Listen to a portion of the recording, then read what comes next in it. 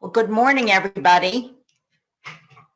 Thank you for coming today to our ACT Rochester annual report card event. I'm Ann Johnson, Executive Director, and because this is our 9th annual report card event, I'd like to do a poll to see how many of you have been to one of our report card events in the past. Please fill it out, and then we will move on to this exciting agenda. So it's your first event. You've been to 1 or 2, you've been to 3 to 5, or you've been to more than 5.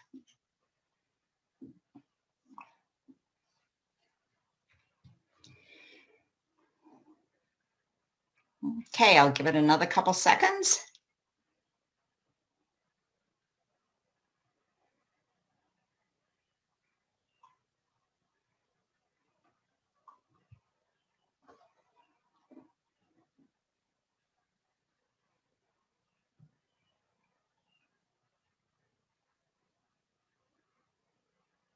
All right, let's check the results. Whoa, look at that. We almost have a quarter for each one of the time slots. So we have a very balanced audience of new folks and experienced folks. But let me just tell you that, that today is going to be different. Unfortunately, we cannot be live together at the Rochester Museum and Science Center. So things will be a little bit different as we do this webinar. We've actually decided to do the topic inclusive recovery. It's very timely, and we have with us today 2 national speakers, and then my colleague Simeon Bannister will be moderating a panel of local CFOs to respond and give insight to what we learn about inclusive recovery from our speakers. So this should be very exciting. That said, ACT Rochester has been quite busy this year. We actually launched 2 reports. We launched a report for hard facts, which many of you may have seen was available in 2017. But because of the social and racial justice focus throughout our nation, especially throughout the summer, we decided to update that data and put some conclusions and some thoughts about how we as a community might move forward. And we're glad we did, because so many more people have been paying attention to racial injustice. And so it was the right timing for ACT Rochester and the Community Foundation to once again partner on the reports and the topics we've been sharing. The second report we launched in March after a discussion with Dr. Bill Valente at Trillium Health about the STIs, our sexually transmitted infections, and the data I was seeing on the ACT Rochester site. He suggested we partner on a report, Sexual Health in Rochester and Monroe County, because we have a problem. Our data is not good. The only place that really does worse than us is New York City. And we wanted to share baseline information and also solutions, because this is a shared problem, whether you're a doctor or a patient, as well as just for all of us to understand the risks of these health issues. So those were the 2 reports we launched. And today, we will not be going in detail on the community report cards that ACT Rochester has put out. This is our 10th year. But as you can see, the 2021 report card is available. It's been updated, as have the 9 county report cards, and they are on ACT Rochester's website. We also updated our city data for the 4 cities in our region, but we felt it's very important with this limited amount of time to talk about inclusive recovery. So with that, I'm going to just remind everybody, this is the landing page of ACT Rochester. You can find the report cards on the link at the top right of the landing page, the olive color one, and it'll take you right to the report cards. If you scroll down, you can actually see that the sexual health report is on the website, and you can link to read that. And below that is the hard facts update. So please take a look at this information. We are going to now spend the rest of our time talking about inclusive recovery. And it's my pleasure to introduce our first national speaker, and that is Tina Stacy. She's from Urban Institute, has been involved in inclusion work for quite a few years, and is coming to us today to define it, to describe how we measure inclusion. She'll provide some information on how Rochester's doing, and then she will cover some steps we can take and tools we can use to achieve inclusive recovery. So let's now hear from Tina Stacy.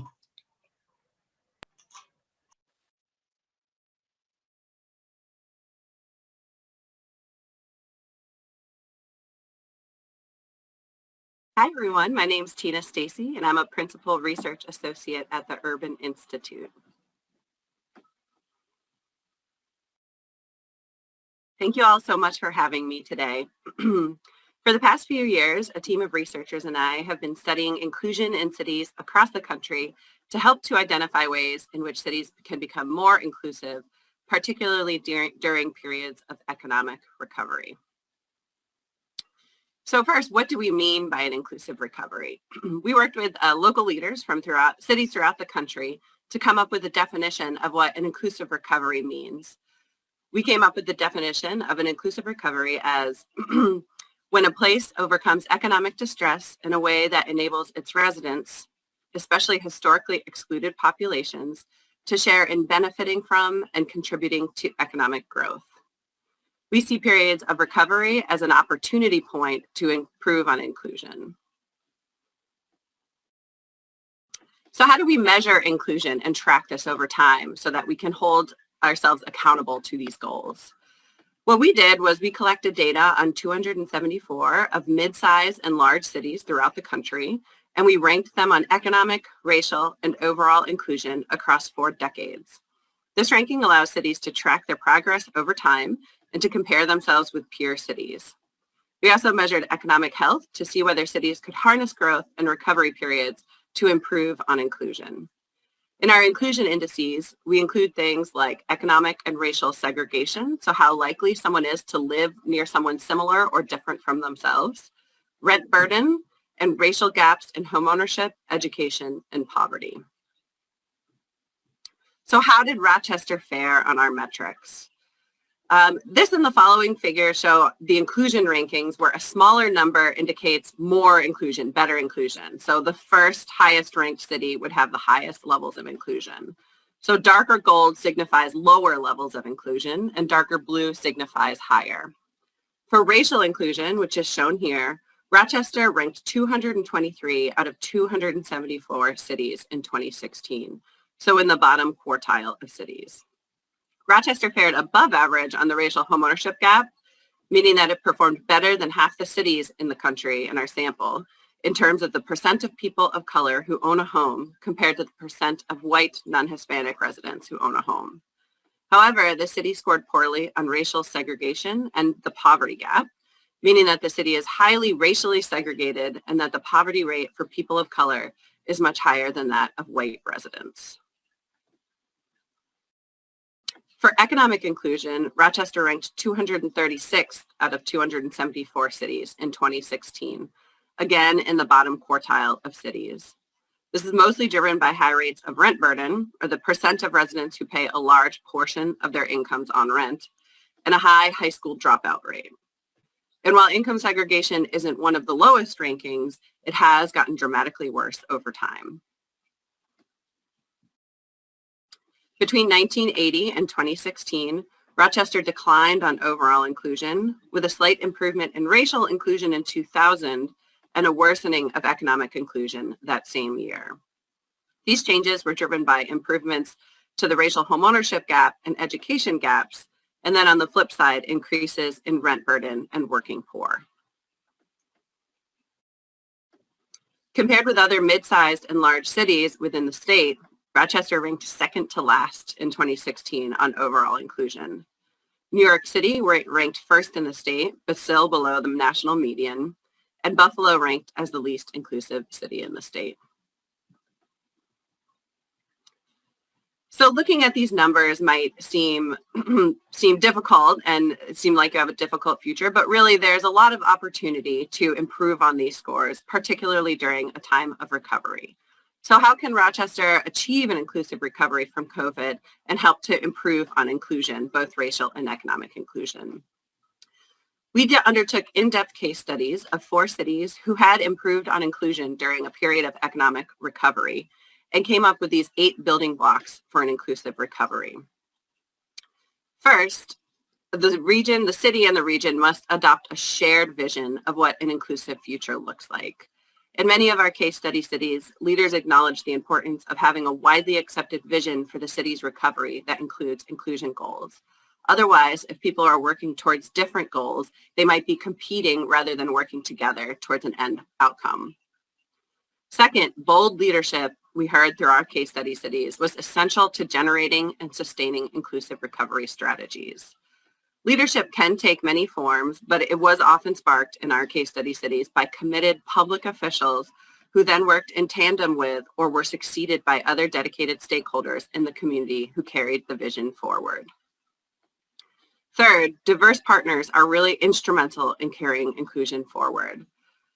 So while it's important to have these strong public sector leaders, it's really also important to have active and long-term engagement with partners from across sectors, such as resident groups, the media, and civil rights organizations, and of course, business leaders. Fourth, each city has something distinct to offer. And so taking stock of the existing community assets and leveraging them can help to support an inclusive recovery. As a very tangible example of this, one of our 4 inclusively recovered cities, Lowell, Massachusetts, really leveraged their assets and celebrated their diversity by supporting the Cambodian community's development of a Southeast Asian water festival, which now draws in tens of thousands of tourists every year. This has helped with both economic growth and inclusive growth. Fifth, the city must think and act regionally. We know regional action is not an easy proposition, but it is an important component of an inclusive recovery. For the case study cities that we looked at, regional partnerships, both formal and informal, were critical for success. These partnerships involve deliberate and concerted efforts to strengthen the city's role in the region across a range of issues, including economic development, political representation, and education. Sixth, inclusive growth is predicated upon building power amongst historically excluded groups and disinvested communities. This is really one of the core tenets of an inclusive recovery. It's imperative for diverse stakeholders to be brought to the table to sustain a broadly conceived of vision for the city's history. Again, as a very tangible example of this from one of our inclusively recovered cities, Louisville, Kentucky, when they consolidated with Jefferson County in 2003, they hired a third party, the University of Kentucky's Department of Geography, to redraw their council district lines to create majority African-American districts in the city and to respond to concerns of reduced African-American representation. Now, the racial makeup of the merged city government closely approximates Louisville's population. Seventh, inclusion and economic growth are not mutually exclusive goals. Too often, we hear leaders say, we have to really revive the economy first and then worry about equity and inclusion later. And it cannot happen like that. Equity and inclusion need to be at the center of every single decision during a time like this. Otherwise, the recovery will not be inclusive and equitable. This really needs to be intentional. While we found great examples of cities that did inclusively recover from distress, there were many cities that reduced on inclusion during the recovery period. So inclusion is not a guaranteed tenet of recovery. And eighth, we heard the importance of laying the building blocks of inclusion through policies and programs such as investments in educational initiatives that encourage opportunity for historically disadvantaged groups, regional revenue sharing and tax incentives that support balanced regional growth and neighborhood revitalization, and the development and preservation of affordable housing to minimize displacement and ensure that existing residents can share in economic growth as it occurs. So the Rochester region is looking at a huge opportunity because of the federal resources that are coming. How can the region best take advantage of those funds? Well, first, the city can track who is ultimately benefiting from those funds. Is it low-income residents and people of color who are the end recipients of those funds, or is it higher-income residents? Second, the city can provide options for meaningful community involvement in decisions around the use of funds, with a particular emphasis on including those who have been historically excluded from decision-making. Sometimes community engagement processes can just serve to elevate the voice of those that are already heard. But we really want to make sure that the community engagement processes during an inclusive recovery period elevate the voices of those who are not often included in these processes. And then third, the city can provide open and accessible data on spending so that residents can see in real time how funds are being spent and have an opportunity to provide input into that spending. The Rochester leaders can also use data to identify areas that have been hardest hit by COVID in combination with data on inequities prior to COVID to target resources to those most in need. For example, some of my colleagues at the Urban Institute have created an interactive map and website that allows you to examine at the neighborhood level where jobs have been lost during COVID-19. And it can tell you which industries those workers worked in. By using these data to target resources to those industries and geographies, you can be sure to increase equity during that recovery period. Some of my other colleagues have also created interactive maps that help with the targeting of emergency rental assistance, seen here on the right. This shows housing instability, and if resources during emergency rental resources are targeted to the neighborhoods most in need, you can also increase inclusion during that recovery period. So other communities have also started to move from this emergency response period into longer term inclusive recovery planning and implementation. And to give a few examples, the Fresno Drive initiative, developing the region's inclusive and vibrant economy, actually started before the COVID-19 pandemic, but has been really instrumental in planning for its recovery. This is a 10-year community investment plan drafted with input from a 300-person steering committee representing over 150 organizations in the greater Fresno region. The composition and scope of the Drive Coalition is unprecedented, representing a diverse group of civic, community, and business leaders. So this comprehensive inclusive recovery planning that includes all sorts of different groups from within the community can be one strategy for beginning your inclusive recovery process. Another example of an inclusive recovery effort is Evanston, Illinois' new Reparations program. This first phase involves giving 16 residents $25,000 each for home repairs or property costs. And this housing program is the first initiative in a historic plan to distribute $10 million in reparations to Black residents of Evanston to directly acknowledge and address the historical harm done through discriminatory housing policies and practices and inaction by the city. Many cities are also targeting resources based on need, using tools such as the ones that I just showed you, or other tools, such as how Alexandria, Virginia, has been prioritizing vaccine distribution first to neighborhoods with the highest COVID rates. So again, targeting resources based on geography of where there's most need is another opportunity for an inclusive recovery strategy. Other cities are restructuring transit to be more equitable. Transportation and equitable access to transit are extremely important for accessing jobs and reducing challenges of housing inaffordability in high opportunity neighborhoods.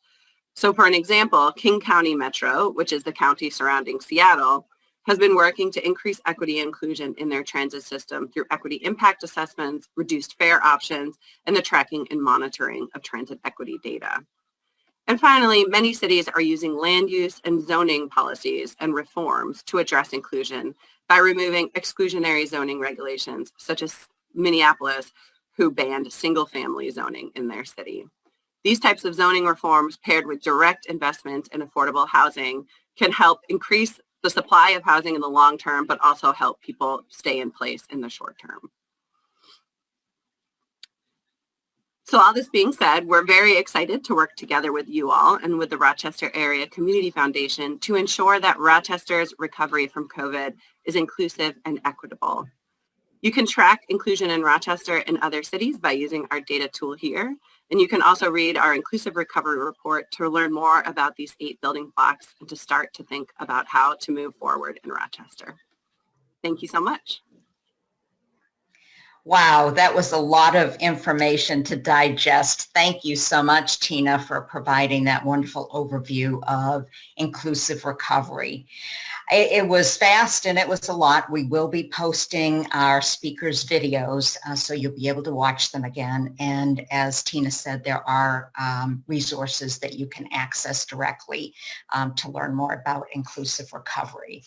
So, and as you might guess, I really love this approach because the Institute has put together indices using indicators to measure how cities are doing. So it's right up the Act Rochester alley. With no further ado, let me introduce our next speaker. He is Alan Berube, and he is from the Brookings Institute. Alan's going to complement what Tina shared. He's an expert in federal policies and the funding that is surrounding those policies at the federal level. So he's going to talk a little bit about the American Rescue Plan. He'll provide a framework of how he thinks we should deploy funds. And then he'll give us an update on the different areas. There are 4 right now being considered for the infrastructure bill that has not yet passed. So with no further ado, let's bring on our expert from the Brookings Institute, Alan Berube.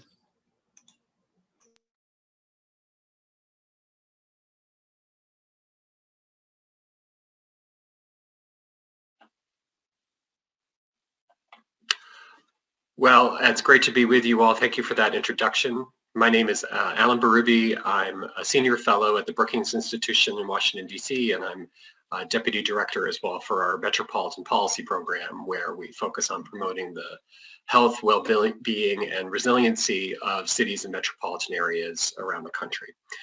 So I'm privileged today to have the opportunity to talk to you all about information that we at Brookings and our partners at the Urban Institute have to offer that I think can contribute to the overdue causes of advancing racial and economic justice in the Rochester area and in areas like it around the country. I really do think that this is a unique, rare, perhaps once in a generation moment in which places can make real progress towards that goal, but they need to seize it and need to commit to it. And I think this is particularly the case with respect to the American Rescue Plan Act, which was just passed into law last month, and for which I'll provide an overview in the slides to follow. So let me get underway. The $1.9 trillion American Rescue Plan Act, I'll call it ARPA in this presentation for short, it has a number of different elements, and I'll talk about those elements in a few moments. But when it comes to local actions to advance equity, one of the most notable portions of the Act is the significant and flexible fiscal aid that ARPA provides to state, local, and tribal governments around the country.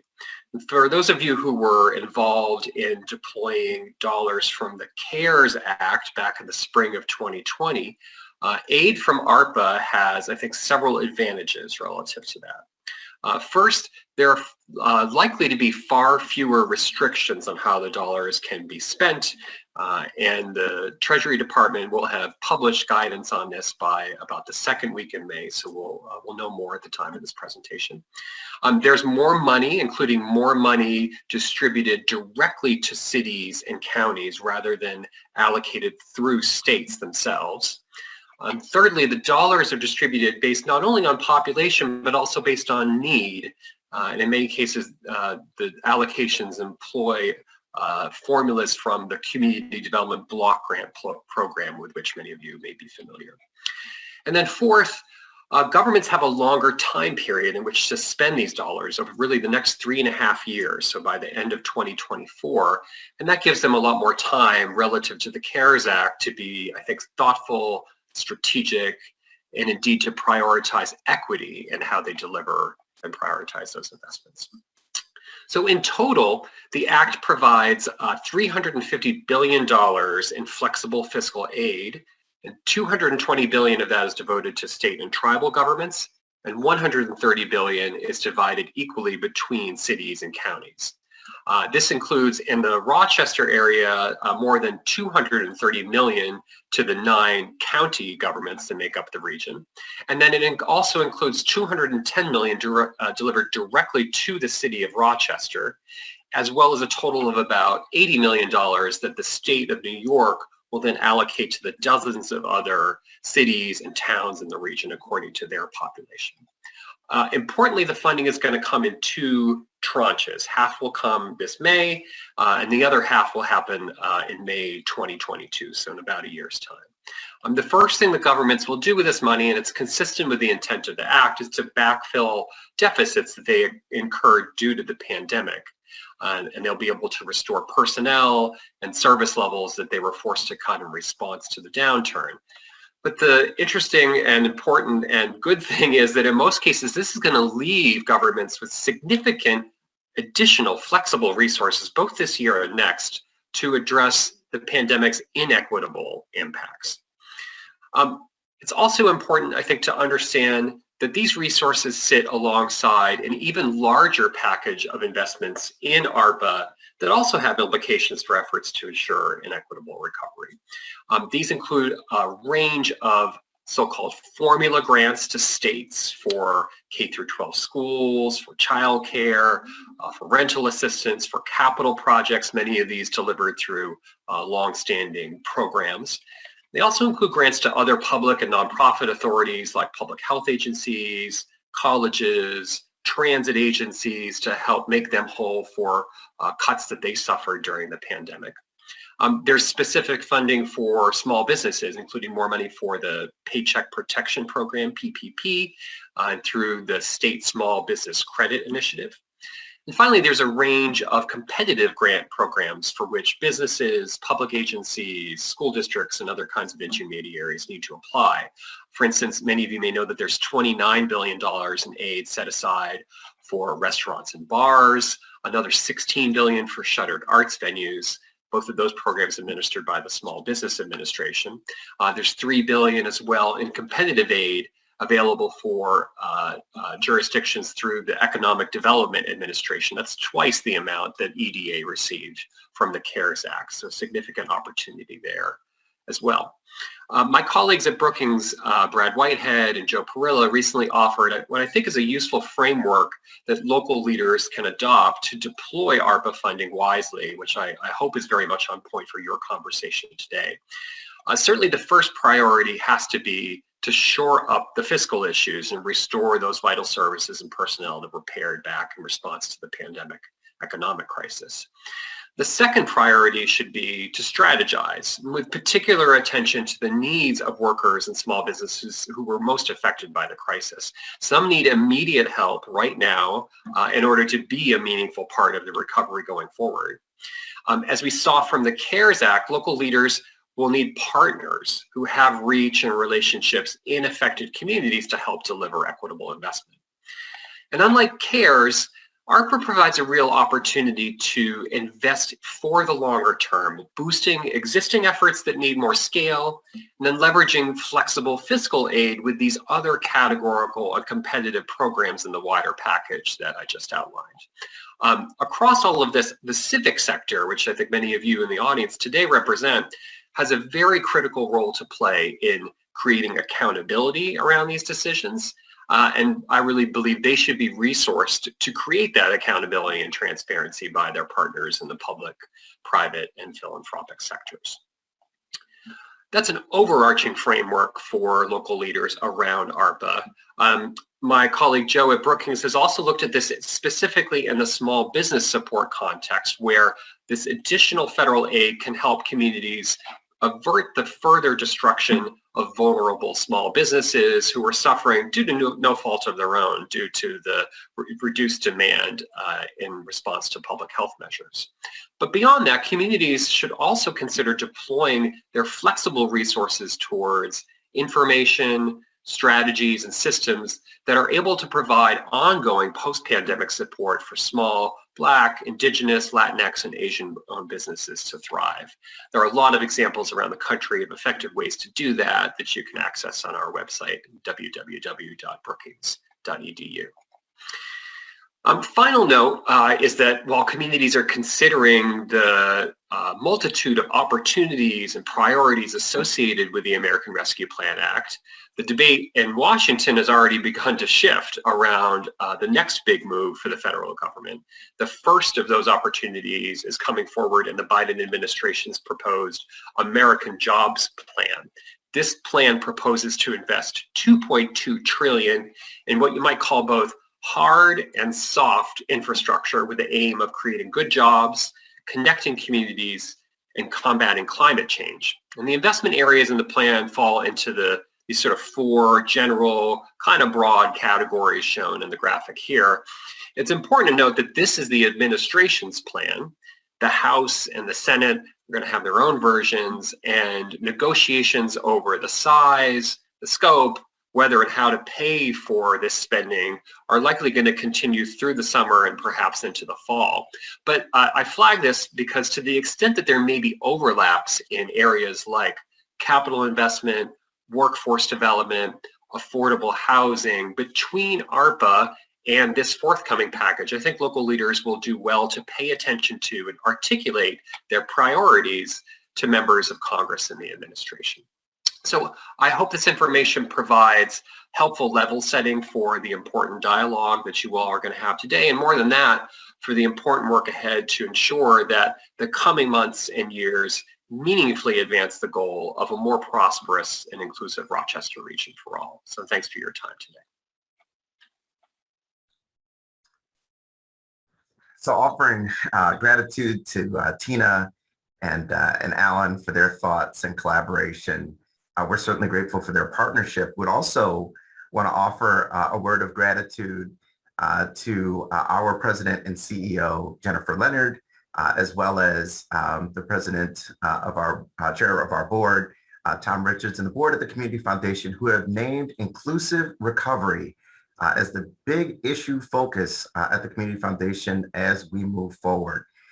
Because hopefully you've now seen just the tip of the iceberg in terms of the opportunity that presents for our community. Again, expressing gratitude to Tina and Alan. Their peer-reviewed inclusive recovery report from Urban and the Metro Monitor from Brookings are key tools that we can draw on, along with their exposure to national best practices and tracking tools that we look forward to utilizing as we begin our exploration of inclusive recovery and of leveraging this significant historical moment and the significant dollars that are coming to our community to have an impact.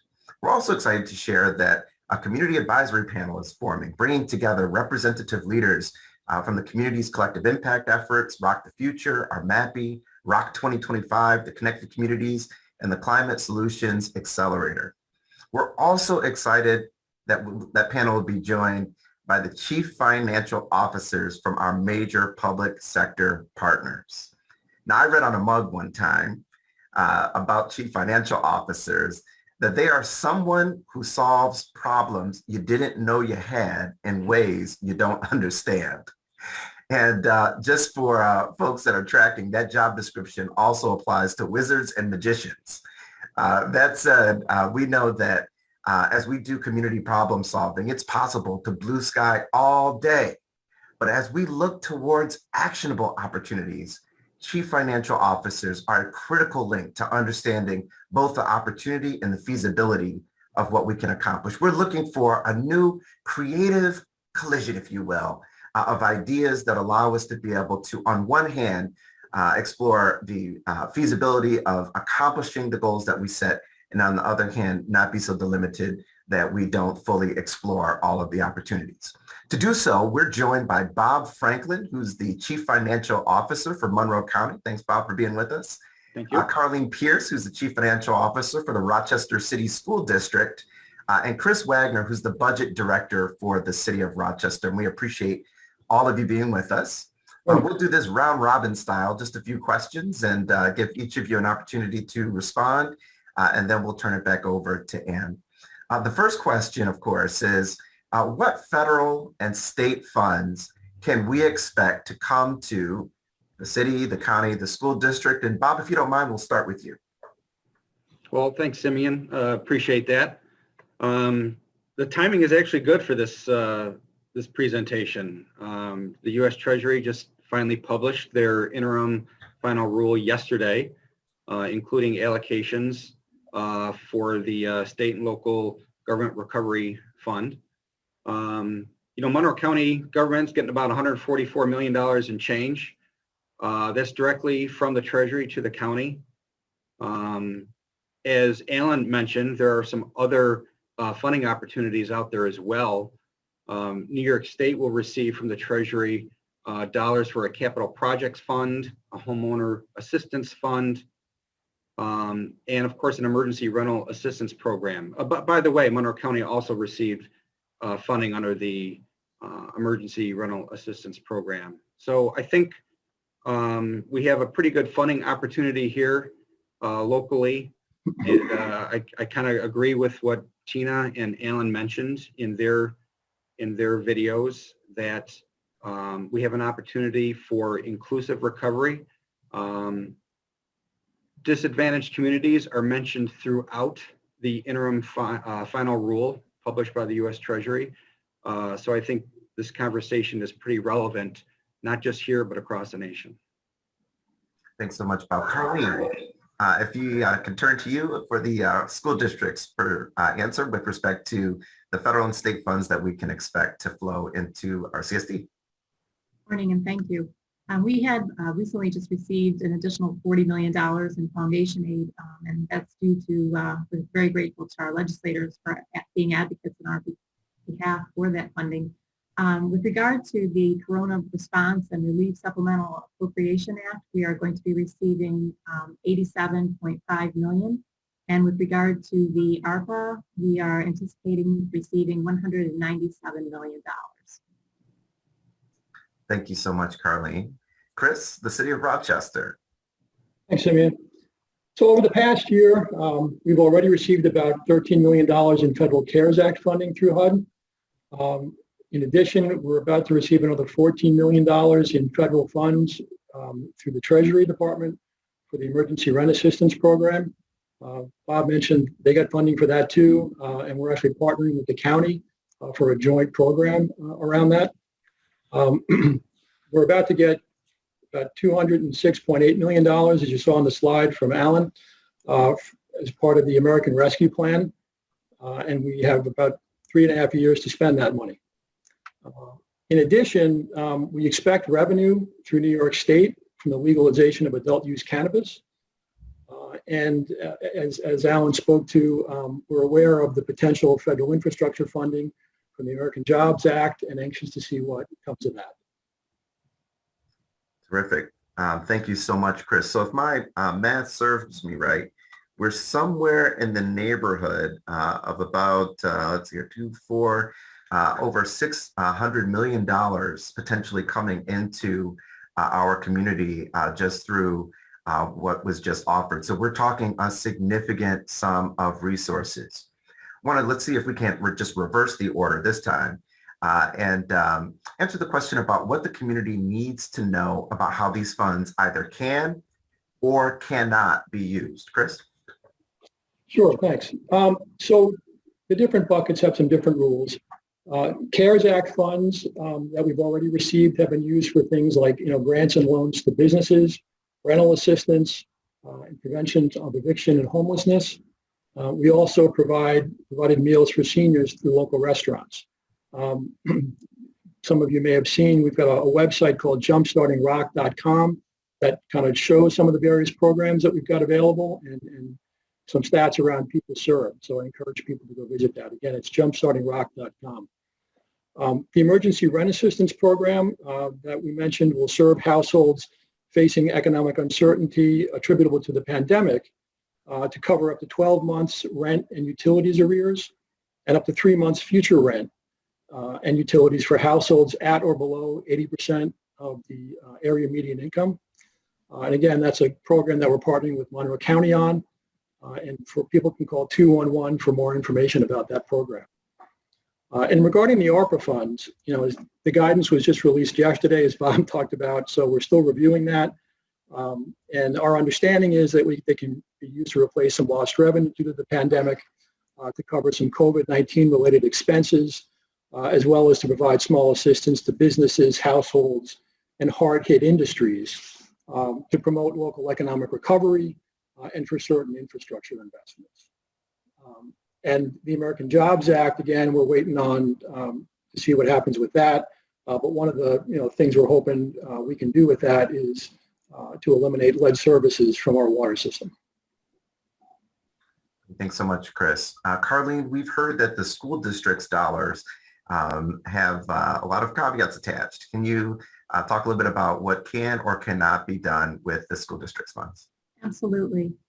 There is just so much that the community needs to know about our funding sources. And first and foremost, as Alan stated, we're very appreciative of the fact that the state and federal government leaders have recognized the need to allocate a greater amount of PRESA and ARPA funding to schools with lower wealth.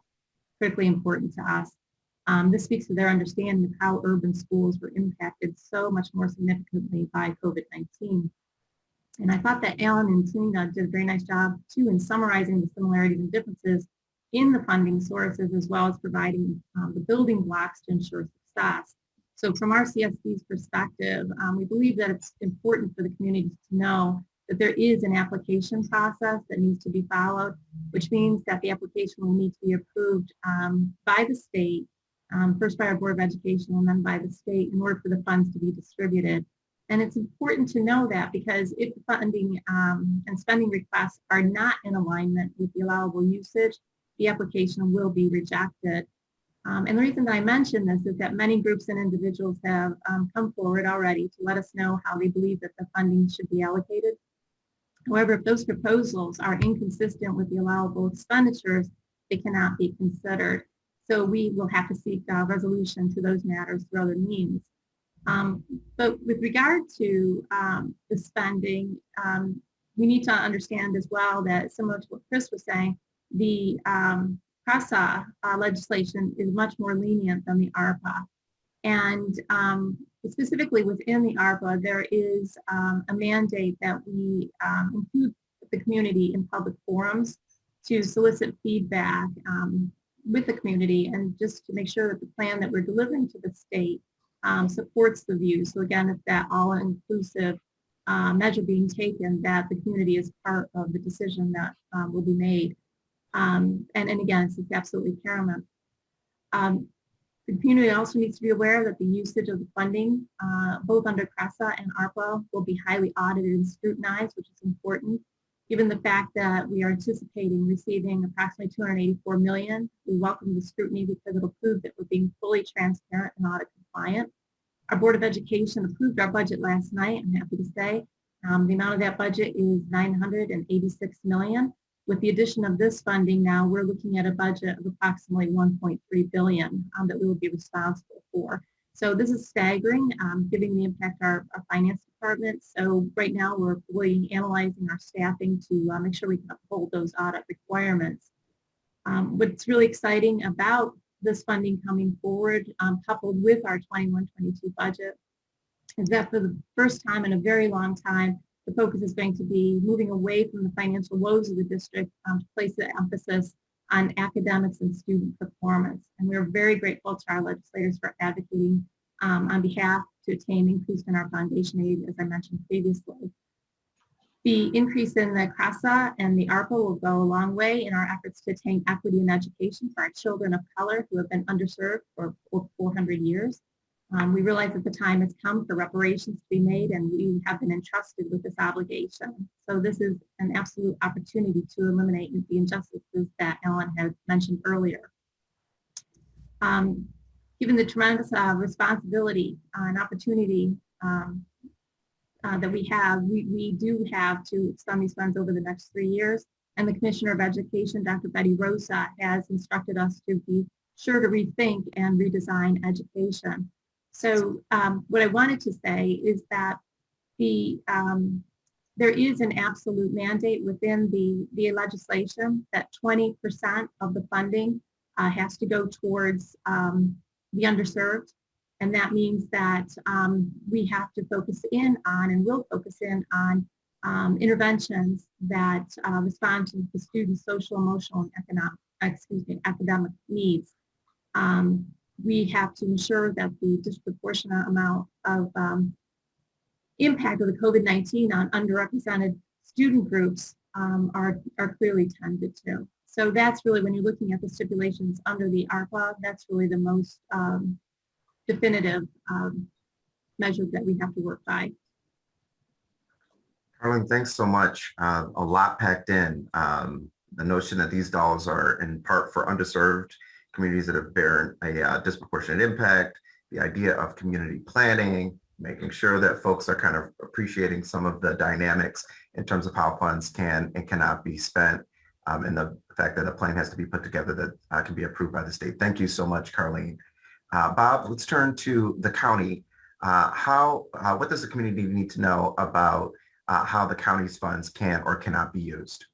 Well, thank you, Simeon, and not to repeat too much of what Chris and Carlene already discussed. I do want to focus on two important points. In particular, both Chris and Alan in his presentation talked about the flexibility, and Chris mentioned 2.5 years. This is very unlike the initial CARES Act allocation, which basically, we had 9 months to spend those dollars until the 11th hour when the federal government extended. So at least we know in advance right now, we have about 2.5 years to spend these dollars. So that provides an incredible amount of flexibility for us. We have the dollars to address the immediate needs, and we have the dollars for a little longer range planning. The other thing I would like to highlight is in going through the interim final rule published by the Treasury, there really needs to be, and again, this is much more flexible than the CARES Act, but there does need to be some nexus with the COVID-19 pandemic. And what I mean by that is we all know some of the economic detriments, financial detriments, and societal detriments that hit our community. Let's take our our hospitality industry, because Chris mentioned restaurant funding. An enormous amount of unemployment in the hospitality industry. So as we work to help that particular sector recover from the pandemic, we need to make sure that the financial support is in proportion to the economic detriment experienced by that sector. A $1 economic hit cannot be solved with a $2 fix. We do have to have some proportionality in there. But as that, having said that, and Carlene didn't go into this, but we all know as schools went to an online model, or at least a hybrid model, so many significant portions of our community did not have reliable internet access. And that could be from disadvantaged neighborhoods in the city of Rochester, or more rural areas like the outskirts of Hamlin in Monroe County. So clearly, we have an opportunity to help address some of those issues because we did identify the nexus with the COVID-19 pandemic, and the flexibility allowed in the American Rescue Plan certainly allows for those types of infrastructure projects. Thanks so much. Moving to our next question. Want to get a sense of what the current plans are. I know that you guys, the three of you, and we're so grateful that you were able to join us because I know this is a busy time of year for the three of you working through passing budgets. But we are curious about the current plans for the funds that are coming in and how those current plans might advance the goal of an inclusive economy. And Why don't we start this time with Chris? Okay, thanks, Simeon. So as both Carlene mentioned and Bob, while the funds are flexible, there are some rules around those, and we want to make sure that we're fully aware of what those are before we make promises that we can't keep, right? But we're reviewing the guidance, and the mayor's outlined a series of investments and programs in her equity and recovery agenda that would seem to meet the generally defined eligible uses. So some of those programs include, promoting home ownership, funding for the Office of Neighborhood Safety, which was recently announced, and would serve as a central hub to coordinate the development of community-wide violence reduction strategies that would guide public and private sector investments in social programs. Expansion of crisis intervention services, which is something that was launched this year, and establishing a Housing First Trust Fund that could increase availability of affordable housing.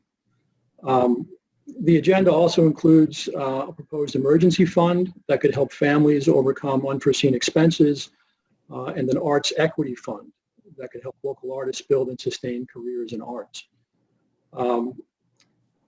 We're also exploring a reparations committee with representation from local nonprofits to explore universal basic income pilot and other ideas to economically empower Black and brown families that could be funded potentially through revenues from adult use cannabis that I mentioned earlier we're expecting from New York State.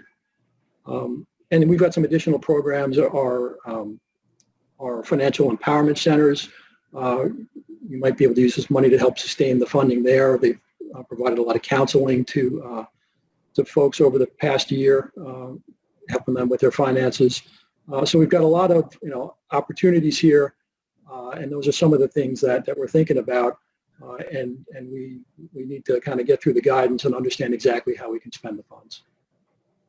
Thanks so much, Chris. Carlene, what's on the school district's agenda? You mentioned budget passing and the process underway to make determinations about spending the federal dollars. How might the plans of the school district advance the goal of an inclusive economy? So to specifically advance the goal of an inclusive economy, it truly is living by the letter of the law within the legislation that the stakeholders be involved in the process, the approval process of our plan. As I mentioned previously, we do have the requirement that 20% of our funds have to be expended on the loss and learning resulting from the pandemic. And so we truly need to shore up, as Chris was stating, just to make sure that our families of color are properly represented and are receiving the allocation due them underneath this legislation, which is so critically important. So again, we have to respond to students' social, emotional, and academic needs, and just make sure that, as Bob had stated, that they do have the tools that they need, whether we're in hybrid or remote environment or back in the classroom full time, that they have the tools that they need in order to become successful. We're also placing an emphasis on homeless families and children, and those children that are in foster care. With regard to academic programs specifically, we are looking at another allowance in working with our career and technical education programs to make them more robust. And we're certainly looking at our summer school options to determine what that will look and feel like this coming summer. Great. Thanks so much, Carlene. And turning to you, Bob, the county's plans for advancing the goal of an inclusive economy. Thank you, Simeon. Again, I think I've said this before, earlier. The timing of this presentation is spot on, and I'm glad to hear. In Tina's presentation, she talked about the need for a shared vision across our community. So as Chris and Carlene have spoke, it's nice to hear that Monroe County is thinking already along the same lines as what the city and city school district are thinking. Right now, most immediately, we're worried about preventing evictions. So Chris mentioned earlier, the city and the county have been partnering on an eviction prevention program. We've pooled our financial resources and are working with a variety of community-based organizations to help reach out to those most in need in their rental situation. Again, also broadly speaking, quality of life planning with a small hint towards public safety and the violence our community has seen this past year and a half, similar to what Chris has already mentioned. One thing about the county, a little different from the city school district or the city of Rochester, is we operate the social services district for Monroe County. So we actually have access to additional resources above and beyond the focus of this conversation today. Chris mentioned in the emergency rental assistance, we can provide utility assistance. That hasn't garnered a lot of attention. A lot of people have been struggling to pay the rent, and what we have not talked about is just how many of our households have not been able to keep up with their Rochester gas and electric bill. We have access to a home energy assistance program. It's a federally funded program. We call it HEAP, that can provide utility assistance for those facing a utility shutoff. So that's actually a good thing. Chris also mentioned arts funding. Glad to hear that in the vein of Tina's shared vision statement. Monroe County is also working on a Jump Starts initiative whereby we have are working with local agencies on funding the arts organizations that have experienced financial impact due to closures this past year and a half. So we have a lot in the works right now, but as I said, this conversation, the timing is perfect because we also have a lot of interest and ideas. And as the Community Foundation, ACT Rochester, and others come together to talk about inclusive recovery, I think we have an opportunity really to more focus the county's plans for the longer term.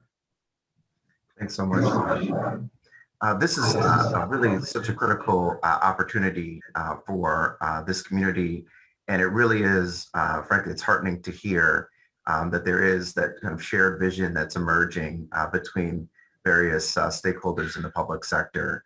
And so we're so grateful. We also want to be able to expand the conversation to include folks that are impacted by many of the decisions that are being made. And so as a final question, and Carlene, you started to talk a little bit about this, so we'll start with you on this one. How can and how does your budgeting process encourage community input as well as cross-sector collaboration? Well, when it comes to community input with regard to our plan and its development, we're, again, as the others, in the very early stages of just putting that together because we want to make sure that we fully understand the plans before we go out to the public. But we are obligated to, and not only because the legislation says so, but because we want to bring the community in and help us to develop that plan, to take a look at what we have put into place with regard to possibilities, and then vet that through stakeholders within the community to get their take on it as well. If anyone had been watching the budget deliberation sessions that we had this past season over the last month, we have had students who have been very vocal with regard to their thoughts, with regard to how the money should be utilized, improvements that can be made to the school.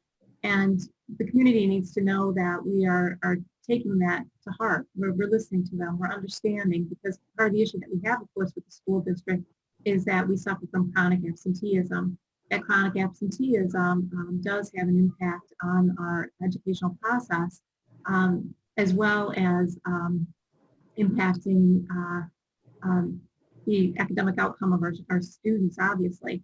So we will be reaching out to stakeholders, those that do want to participate. We will be hosting public forums to bring people together to consider their viewpoints as well.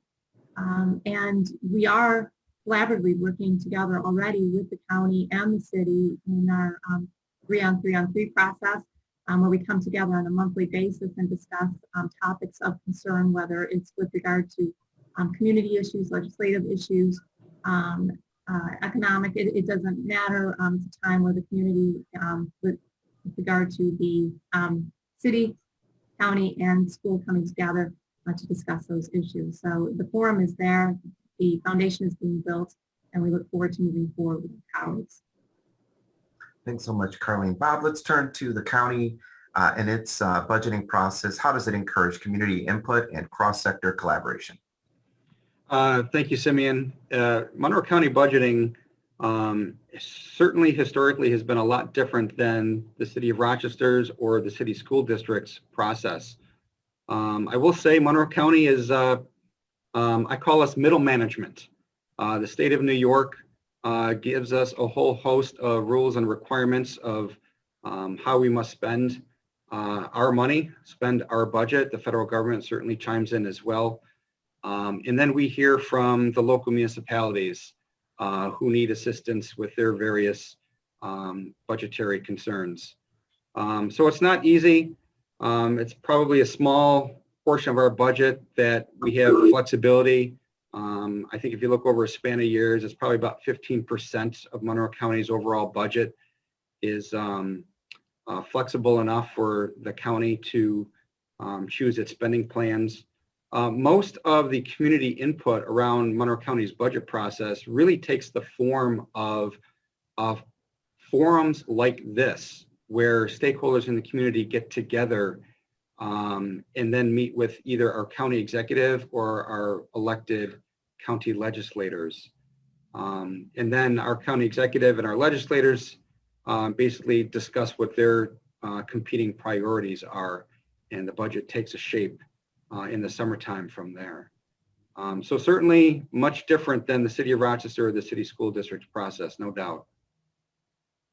Thanks, Bob. And let's turn to the city's process. Chris, can you talk us through how the city's budget process encourages community input and cross-sector collaboration? Sure, thanks, Simeon. And our budget, actually, the mayor's budget will be released this coming Friday, so we're wrapping up this process now and working feverishly to get the book together. But our process, we solicit input in our budget process in primarily 3 ways. We have an online survey that we put out. We have a telephone town hall forum where we call out to the community and have a live conversation with people. And in a virtual, we have a community forum. In the past, the community forum has taken the place of an in-person forum in City Hall or in other times in various locations around the city. Over the past couple of years, though, we've had to adapt to the pandemic, and we've done the community forum virtually. So, we encourage participation through these mechanisms. And when it comes to the ARPA funds, we would expect to do something similar. We're working on a community survey now, but again, with the guidance being so new, we wanted to kind of get through it before we put anything out there, so we understood the parameters and we want to create expectations we couldn't meet. So we're going through that process now, and you'll be hearing some things in the coming weeks about that. Thanks so much, Chris. And thank you to all of our chief financial officers from the county, the city, and the school district. We really appreciate you joining us this morning, given that it's such a busy period. This is just the first part of an ongoing dialogue and a set of steps that we'll be having in this community. There was a robust chat, and I want to thank everybody for their engagement and participation in the chat. And those are questions that we'll gather up and share with our panelists and try to return answers as best we can. But also know that, again, this is just a point of departure. This is a moment that we have to get right. There are a lot of folks in this community that have suffered for a long time because in the past, decisions have been made about these kinds of resources. And we can harken all the way back to the 1930s and the New Deal, all the way up to today and the echo effect that those decisions have had and the implications that have created a lot of suffering for a lot of people. We want to figure out how we have an inclusive recovery, how the folks that are often excluded from our discussions not only participate, but hold space and hold power to drive some of the decision making so that ultimately we end up with a community that is more equitable, just, and fair, which builds the platform for a more vibrant and healthy community. With that, I'll turn it over to my colleague, Ann Johnson. And Ann, you can take it away and close us out. Thanks so much again. Thanks, Simeon, and thank you all for coming today. I hope that this will just whet your appetite on more information about inclusive recovery. There are lots of places, and much of it is available in the chat for you to reflect on how you and your organizations can do something about inclusive recovery. In fact, I'm going to give you an opportunity to do a little reflection on that. You'll be getting an ACT Rochester survey. It's short, but there are 2 places where you can provide feedback. We'd like you to share how you might or what you might commit to do yourself or with your organization. Survey will go out this afternoon and again tomorrow for those of you who like a little bit of time to think about what you might do. And also we have additional comments, so please feel free to give us feedback on what you might want to see next year or other information you'd like to see shortly. As Simeon said, we're just starting. But I think it's unfair for me to ask you to think about answering these questions if I don't role model a couple of answers from ACT Rochester. So first of all, from an inclusive recovery standpoint, when I went through the 2018 report from the Urban Institute, I noticed in the appendix that there were 13 indicators that helped make up the indices to rank cities.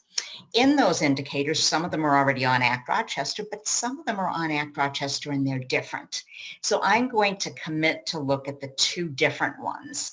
For rent burden, the inclusive recovery looks at 35% of income used on rent.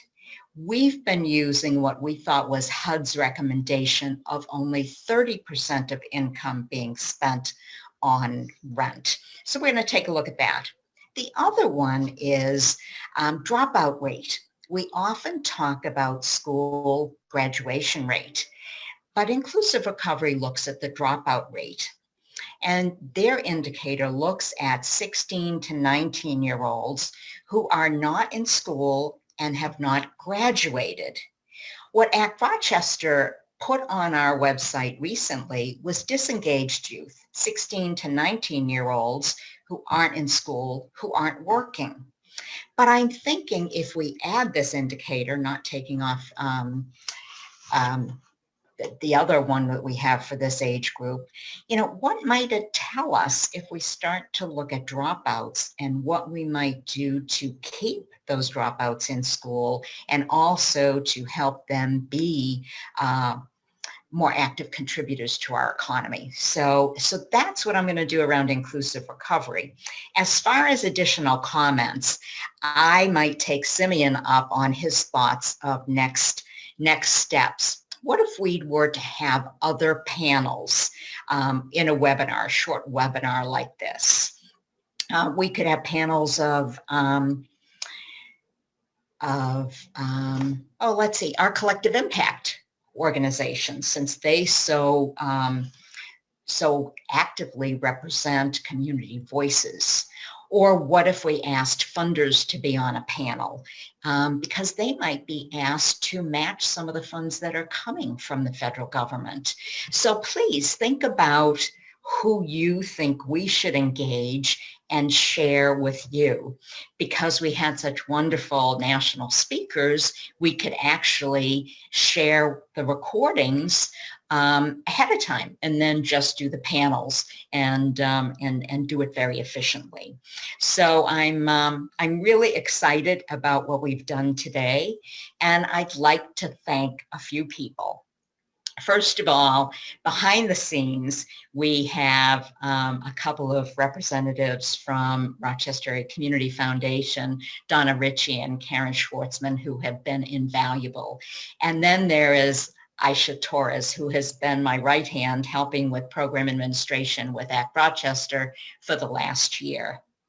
And I am blessed with an advisory committee that is creative and supportive. Hanif Abdul Wahid, Tom Argust, who's the chair, Dev Garg, Tom Gillette, Margaret Sanchez, Joe Stefko, and Sharon Stiller. I really appreciate all they do to support what ACT is able to do in the community. And then Jennifer Leonard, the CEO and president of the Community Foundation. You know, without her support these last 11 years and in advance of ACT Rochester launching, we would not be here. So I so appreciate her help.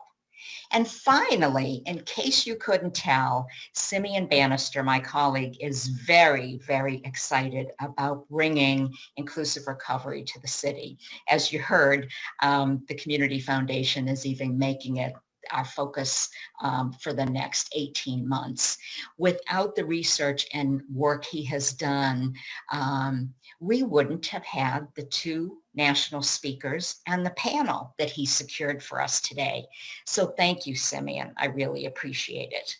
And now let's move on to check out our website, look at the report cards, read the reports we did, provide us feedback, and stay in touch. I look forward to seeing everybody next year, hopefully live, but we will do whatever we need to depending on the circumstances. Again, thank you so much to all of our speakers and panelists. Heck, we even had financial wizards and magicians with us today. So have a great day and thanks again. Bye-bye.